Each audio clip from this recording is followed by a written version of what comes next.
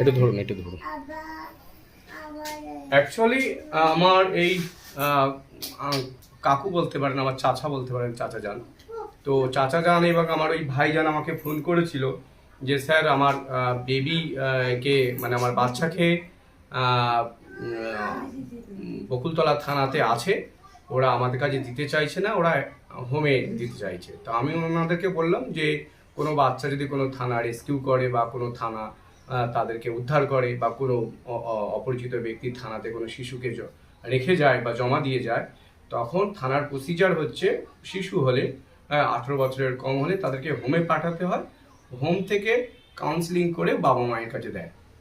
এবার যে সমস্যাটা হচ্ছিল ওই থানা থেকে হোমে পাঠানো হয়েছে রাত্রে অটোয় করে, এবং এই বাচ্চার মা ছিল সাথে করে, কিন্তু রাত্রে বাচ্চার মা জানতে পারছিল না কোন হোমে দেওয়া আছে।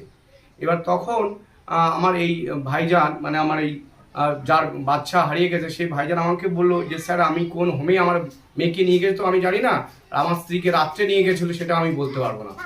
তখন আমি বকুলতলা থানার এসআইকে ফোন করলাম, উনি বললেন যে নবদিগন্ত বলে একটা হোমে পাঠানো হয়েছে। তারপরে দেখলাম যে নবদিগন্ত বলে হোম তো আমাদের দক্ষিণ চব্বিশ পরগনায় নেই বা এরকম কোনো হোম সেইভাবে নেই। তখন আমি আবার ফের ওই অফিসারকে জিজ্ঞাসা করলাম যে আপনি কোন থানাতে পাঠিয়েছেন, বলে আমি তো বলতে পারবো না। এদিকে বাবা মা বা ওনার এই চাচা মেয়ের নানা উনি খুব হোপলেস হয়ে পড়েছে যে আমার মেয়ে কোথায় গেল, পুলিশ কোথায় দিয়ে আসলো। তখন আমি বলেছিলাম যে ধৈর্য ধরুন, অসুবিধে নেই, এই হোমে না অন্য হোমে আছে। তখন আমার ফের ওই বকুলতলা থানার ওসিকে এসআই শুভঙ্কর দীপঙ্কর সরকারকে আবার ফোন করলাম, উনি তখন বললেন যে দাঁড়ান আমি দিচ্ছি। প্রায় দিতে 1-1.5 ঘন্টা হয়ে গেল। 1.5 ঘন্টা পরে উনি বললেন স্নেহকুঞ্জ, বাড়িপুর যে স্নেহকুঞ্জ ওখানে হোমে পাঠানো হয়েছে।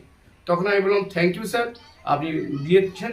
ততক্ষণ কিন্তু আমার চেম্বারে এনারাই ছিলেন, এনাদেরকে তখন আবার স্নেহকুঞ্জ বাড়িপুরে স্নেহকুঞ্জের অ্যাড্রেস দিলাম, এনারা ওখানে গেলেন, শেষে বেবিকে উদ্ধার করলেন। একটাই কথা বলতে চাইছি বাবা মাদের, যে আপনাদের সন্তানদেরকে আপনাদেরকেই গুরুত্ব দিয়ে বড় করতে হবে, অন্য কেউ কিন্তু নেই যে তাদেরকে দেখাশোনার জন্য। এবং বিশেষ করে এই অল্প বয়সী যারা শিশু আছে বা যারা আপনার বাচ্চারা যারা বিশেষ করে পড়াশোনা করছে, স্কুলে যাচ্ছে, হাই স্কুলে যাচ্ছে, বিশেষ করে মেয়েদের কথা বলছি, শিশু মানে ছেলে বাচ্চাদের কথা বলছি, আপনারা চোখে চোখে রাখবেন আর এদেরকে ভালোবাসবেন। এদেরকে যদি বকাঝকা দেন এই বয়সটা, বিশেষ করে মেয়েদের এই 9 বছর থেকে এই 14, 15, 16 বছর এই বয়সে মেয়েদের খুব শারীরিক পরিবর্তন হয়। এই সময় বাবা মারা বকলে খুব ওরা মেনে নিতে পারে না। ছেলেদের ক্ষেত্রে এরকম এই 11 বছর থেকে 18 বছর এই বয়সটায় ছেলেরা খুব হট মেজাজি হয়। তারা ওই বাবা মা যদি বকে তারা খুব মন পেতে নেয় এবং তাদের মনে খুব লাগে, যার ফলে তারা বেশিরভাগ ক্ষেত্রে দেখা যাচ্ছে বাবা মা বকেছে সামান্য কারণে তারা ঘর ছুট হয়ে গেছে বা নিখোঁজ হয়ে গেছে, আর ফিরে আসেনি।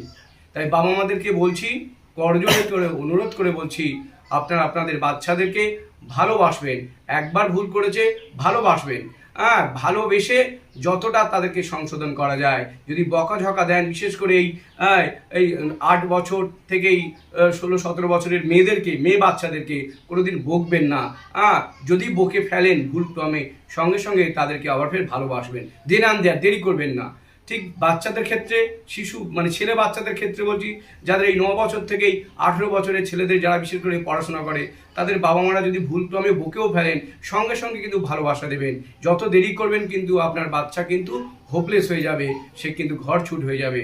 আমাদের পশ্চিমবঙ্গে এবং ভারতবর্ষে বেশিরভাগ ক্ষেত্রে দেখা গেছে যে বাবা মার সামান্য বকাবকির কারণে প্রচুর মেয়ে শিশু বা প্রচুর ছেলে শিশু আজও ঘরে ফিরতে পারেনি।